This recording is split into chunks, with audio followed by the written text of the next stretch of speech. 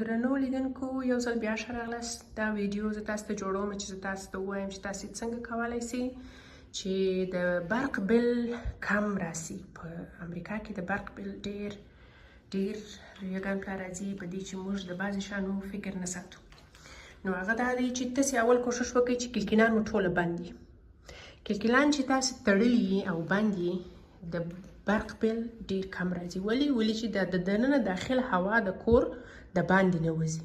دا یو علت. دوهم علت یې دا دی چې د کور څه چې د باندې وځي د کور ټوله ګروپان باید مړه کړئ. تاسې ګورئ دا ګروپ لګېدلی دی، زه اوس د کور د باندې وځم، دا ګروپ باید مړ سي. مثلا په دغه ځای کې ګروپ لګېدلی، دا ګروپ هم باید مړ کړم. مثلا په اشپزخانې ګروپ چې زه وځم د کوره نو باید ولې لګېدلی، دا هم باید مړ کړم. درسته ده؟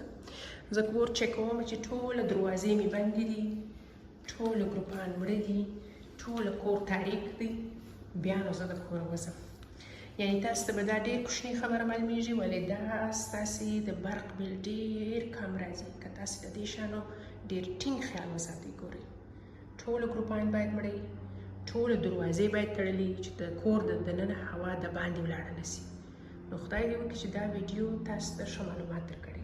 ډېره مننه دوستان.